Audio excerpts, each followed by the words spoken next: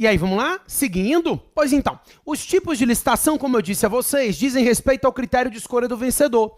E aí, na 8666, vamos começar por ela, nós temos 4 tipos de licitação regulamentados. A lei diz que a licitação pode ser do tipo, ou, vamos lá, tipos de licitação. Menor preço.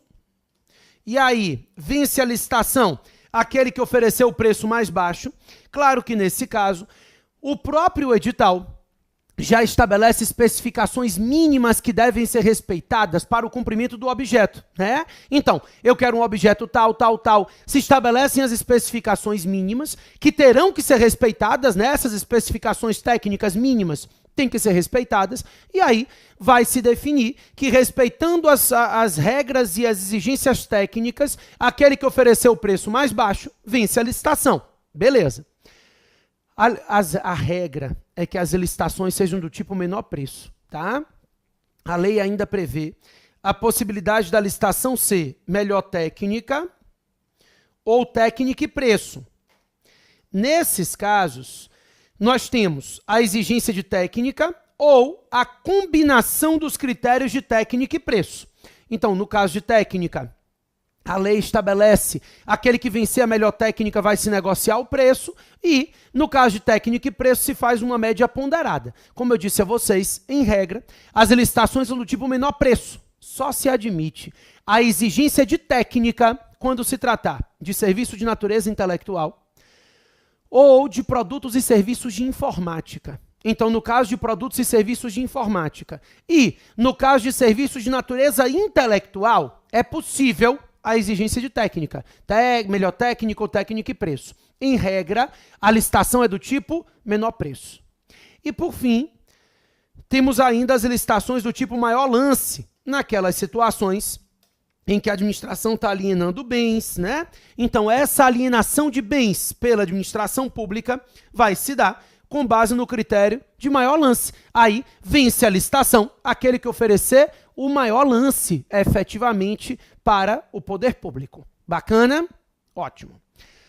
Com isso entendido, então, princípios básicos raciocinados, eu quero que você imagine comigo a seguinte situação. Sem caneta, sem nada. É um exemplo que eu sempre dou em sala.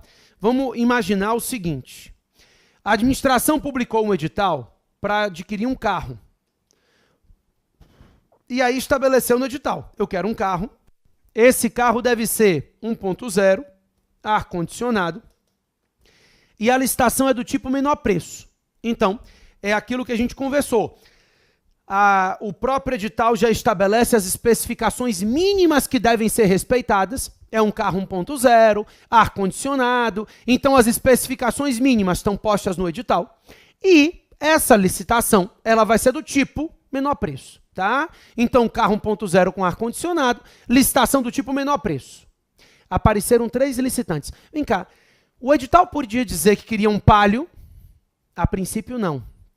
Existem ressalvas no próprio RDC ou em algumas outras situações, demonstrando uma necessidade, né, de padronização de frota. Existem situações excepcionais em que seria admitido, mas a regra é que não se pode fazer a escolha de marca.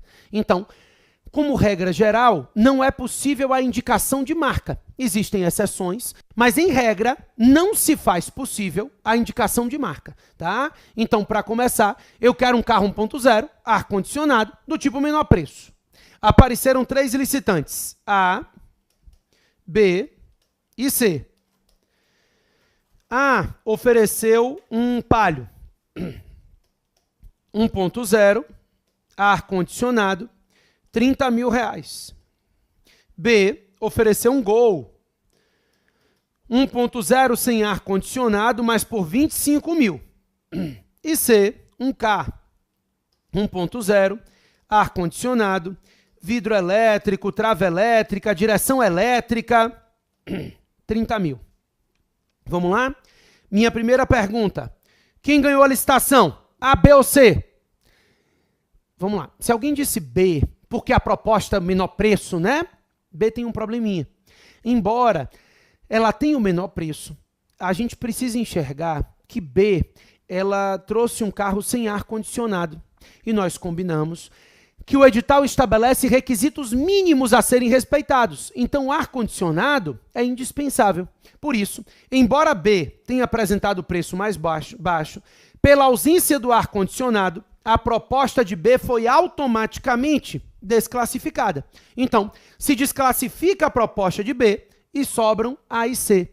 Aí você vai dizer, já sei, C, proposta mais vantajosa. Vamos lá. Raciocinar juntos, né? O fato de C ter trazido vidro elétrico, trava elétrica e direção elétrica, isso desclassifica a proposta dele? Não, não desclassifica, tá? Ele obedeceu os requisitos mínimos, 1.0 com ar-condicionado. Agora, vidro elétrico, trava elétrica e direção elétrica, né, no caso, pode ser utilizado, esses critérios podem ser utilizados como critério de escolha do vencedor? Também não. Por quê?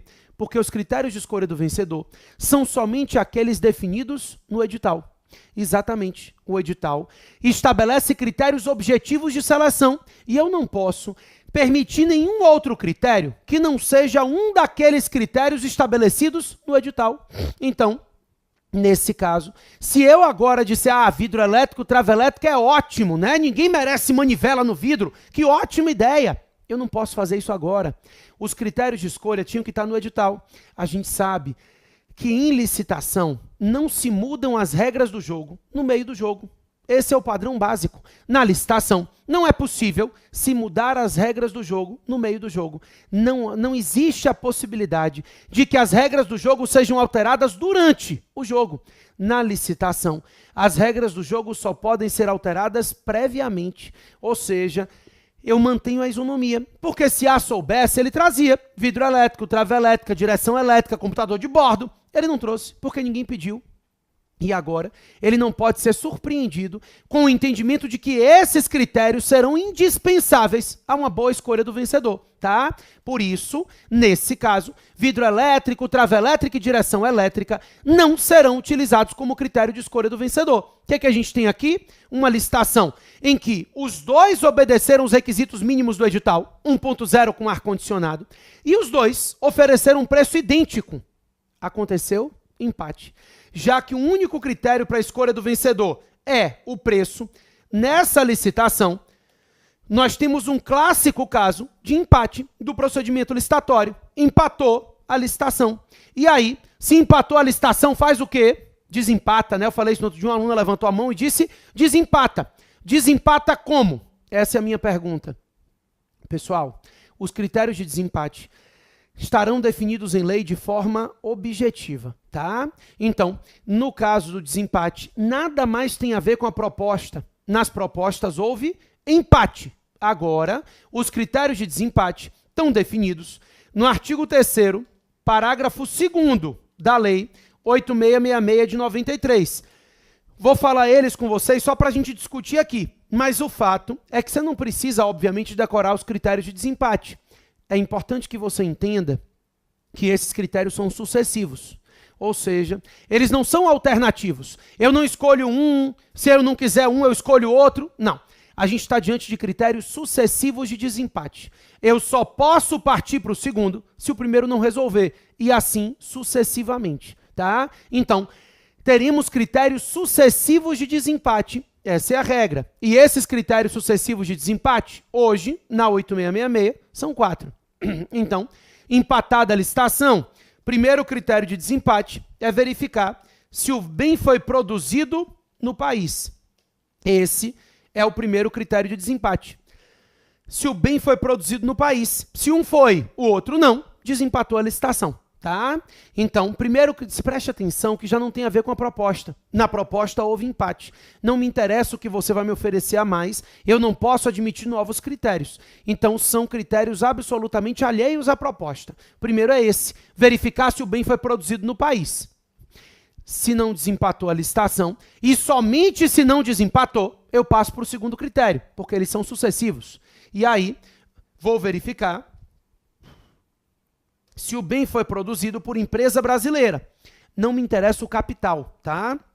Antes de 2009, tinha uma regra que dizia que o primeiro critério de desempate seria ser empresa brasileira de capital nacional. Hoje, o capital não é relevante. Basta que seja empresa brasileira, independentemente de ser capital nacional, estrangeiro, multinacional, não faz diferença. Se for uma empresa brasileira, aí, nesse caso, eu posso sim me valer desses critérios de desempate, tá? Então, bem produzido no país, não desempatou. Bem produzido por empresa brasileira, não desempatou. Bem produzido por uma empresa que investe em tecnologia e pesquisa no Brasil, no país, tá?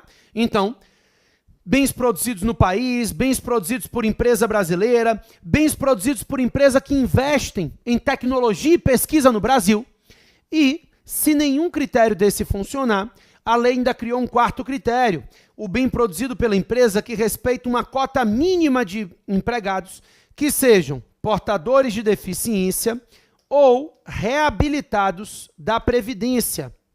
Então, aquelas empresas que respeitem uma cota mínima de empregados, portadores de deficiência ou reabilitados da Previdência, também podem utilizar isso como critério de desempate. Como último critério, né? Lá nos critérios sucessivos é o último de todos. Então, bens produzidos no país, bens produzidos por empresa brasileira, bem produzido por empresa que investe em tecnologia e pesquisa no Brasil e bem produzido por empresa que respeita uma cota mínima de empregados que sejam portadores de deficiência ou reabilitados da Previdência, tá?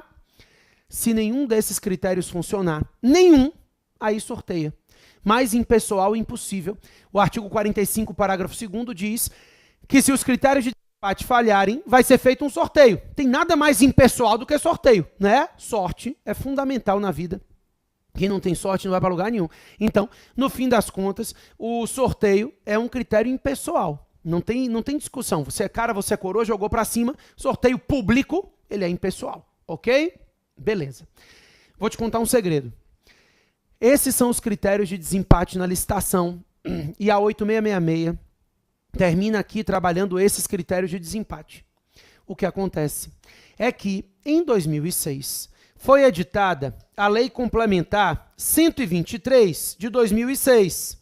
Pessoal, essa lei complementar é uma lei de direito empresarial. Ela não é uma lei de direito administrativo. A Lei Complementar 123, ela foi criada para regulamentar privilégios para micro e pequenas empresas. Na verdade, a Constituição Federal estabelece regras aplicáveis a micro e pequenas empresas, né? E a Lei Complementar 123, de 2006, ela regulamenta essas regras. É a isonomia material, ou seja, tratam-se igualmente os iguais e tratam-se desigualmente os desiguais na medida das suas desigualdades. Essa Lei Complementar 123, ela vem fazer esse tratamento diferenciado das micro e pequenas empresas com a intenção de igualar juridicamente quem é desigual faticamente. Inclusive, isso auxilia no desenvolvimento nacional sustentável. Essas micro e pequenas empresas são as que mais geram emprego e renda no país e, por isso, elas dependem sim de um fomento da administração. Então, a Constituição prevê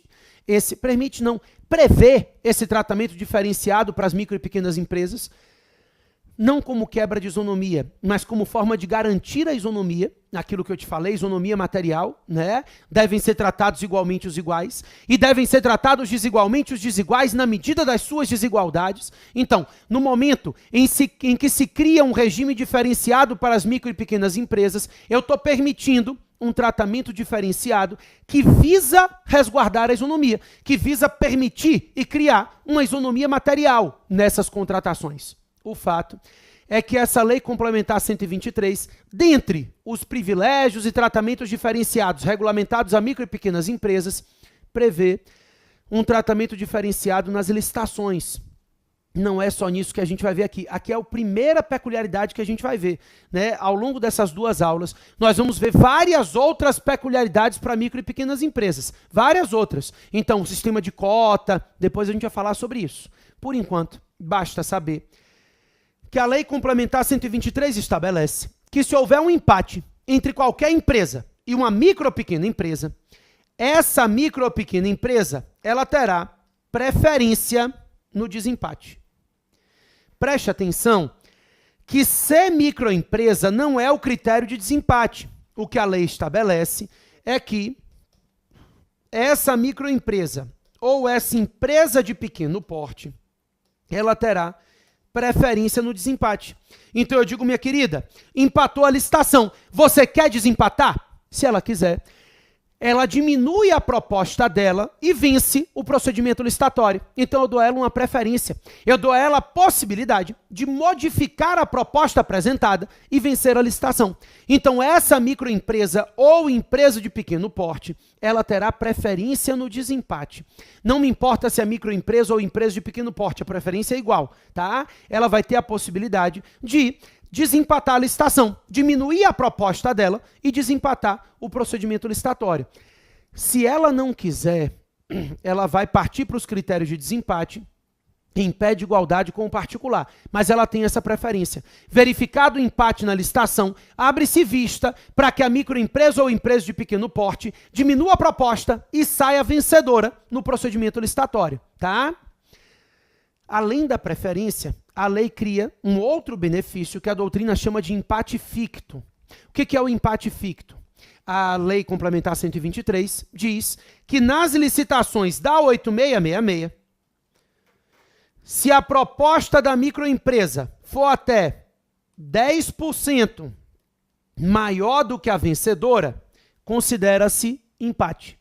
Então, nas licitações da 8666, se a micro ou pequena empresa apresentou uma proposta até 10% maior do que a vencedora, é empate na licitação.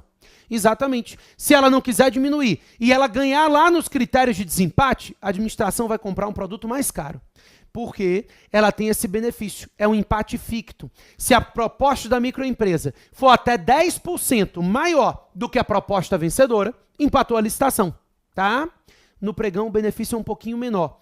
No pregão, o empate ficto vai somente até 5%. Então, no caso do pregão, se a proposta da microempresa for até 5% maior do que a proposta vencedora, é empate. Nas licitações da 8666, até 10% a mais é empate. No pregão, até 5% a mais é empate ficto na licitação. São privilégios concedidos a micro e pequenas empresas, tá? Como eu te falei, isonomia material. Não é o único privilégio, a gente vai ver vários outros aqui ao longo das aulas, das duas que a gente vai ter, mas o fato é que eu tento igualar juridicamente aqueles que são desiguais faticamente. Uma microempresa, ela não tem como concorrer em termos de preço com grandes empresas que fazem produção em larga escala. Não tem jeito, né? Aqui a gente está diante de uma situação fática realmente diversa. O que acontece na prática é que as microempresas não conseguem ganhar grandes procedimentos licitatórios nunca. Por quê? Elas não conseguem praticar o preço no mercado que uma grande empresa que oferece quantidades absurdamente mais altas consegue oferecer, né? Então, na prática, a gente acaba tendo um probleminha no procedimento licitatório. Bacana? Ótimo. Com isso entendido, então, chegamos à conclusão que, a princípio, os critérios de desempate são da 8666, e aí, empatada a licitação, a gente tem que partir para esses critérios de desempate, ok? Ótimo. Antes de eu falar das modalidades licitatórias, eu tenho 3 pontos que eu queria conversar com vocês. São rapidinhos. Primeiro, na verdade, sem ordem, a obrigatoriedade de licitação, o intervalo mínimo e a comissão licitante. São os 3 pontos que eu gostaria de trabalhar com vocês aqui antes da gente partir para conversar sobre cada uma das modalidades licitatórias. E o primeiro ponto, que está exatamente já no quadro da gente, desculpa, eu queria voltar para a minha cara mesmo, o intervalo mínimo, tá? E aí, quando eu falo de intervalo mínimo da licitação, eu estou tratando de prazos que devem ser respeitados pela administração e postos na lei. O que é isso? Imagina o seguinte, pessoal, tanto o intervalo mínimo quanto a obrigatoriedade de licitação, quanto a comissão licitante, são conhecimentos prévios necessários para depois a gente entrar nas modalidades licitatórias. Só para você entender, vou falar disso. Depois a gente vai trabalhar cada uma das 6 modalidades gerais de licitação. Depois disso, a gente vai entrar no procedimento licitatório, para ver como é que funcionam as modalidades, e depois a gente fala de dispensa e inexigibilidade, tá? Mas, antes de começar a conversar sobre as modalidades, porque depois das modalidades é que vem os procedimentos, mas antes eu queria que você entendesse essas 3 regras básicas. É só entendesse. Por quê? Quando eu falo de intervalo mínimo, eu quero que você imagine a seguinte situação, porque eu quero que você entenda o âmago da ideia, tá? Imagine que você é dono de uma fábrica de pincéis atômicos e eu sou diretor de uma escola pública estadual. Aí eu digo assim, ó, querido, se prepare, porque eu vou precisar comprar pincéis atômicos. Organize aí, proposta, documentação, tudo. Vá se preparando, porque eu vou precisar comprar pincéis atômicos aqui para essa escola. Aí você prepara, junta a documentação, junta proposta, tudo bonitinho. Depois que você junta tudo, eu organizo e publico o edital. Aí eu publico o edital hoje e marco para abrir os envelopes de documentação e proposta amanhã. De hoje para amanhã. Quem é que consegue me trazer toda a documentação necessária e toda a proposta? Você. O que eu fiz? A pretexto de dar celeridade ao procedimento licitatório, eu frustrei o caráter competitivo, eu fraudei a licitação e eu escolhi a pessoa que eu queria contratar. Exatamente. No momento que o edital é publicado, esse edital marca a data em que vai ser realizado o certame, ou seja, em que serão abertos os envelopes de documentação e de proposta. Aí varia um pouquinho. Depois a gente vai ver, não agora, mas a gente vai ver que na concorrência primeiro abre documentação para depois proposta, no pregão primeiro proposta para depois documentação, não tem problema. A questão é, no momento que se publica o edital, se marca uma data para a realização do evento mesmo, né, com abertura dos envelopes de documentação, proposta. E o que eu estou lhe dizendo é que a lei regulamenta que entre a publicação do edital e a data marcada para a realização do evento, deve-se respeitar um intervalo mínimo estabelecido na lei. Exatamente para evitar o que eu tinha acabado de mostrar a vocês, evitar que a administração direcione o procedimento licitatório para alguém que ela queira que seja o vencedor. Então, no fim das contas, da publicação do edital para o início do certame com abertura dos envelopes, deve-se respeitar um prazo mínimo estabelecido na lei. É possível que a administração dê mais prazo, tá? Mais prazo ela pode dar, ela só não pode dar menos.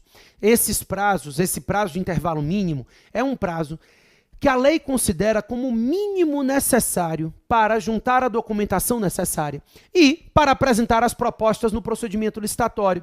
Então, na prática, o intervalo mínimo nada mais é do que o prazo mínimo estabelecido na lei e que deve ser respeitado pela administração entre a publicação do edital e a realização do evento.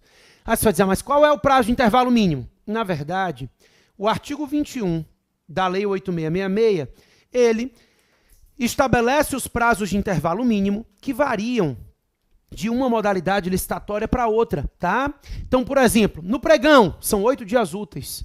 Na concorrência pode ser 45 dias ou 30 dias corridos. Vai variar de acordo com a lei. Eu não quero agora que você decore os prazos de intervalo mínimo. Daqui a pouco, como eu disse a vocês, a gente vai trabalhar cada uma das modalidades licitatórias. E aí, para mim é interessante que na medida em que eu for trabalhando cada modalidade licitatória com vocês, eu vá lhe dizendo o prazo de intervalo mínimo de cada uma delas. Então a gente vai falar da concorrência, eu vou lhe dizer qual é o prazo de intervalo mínimo da concorrência, né? Tomada de preço, convite e assim por diante. O que me importa agora é que você entenda o conceito, para não ter que explicar de novo depois.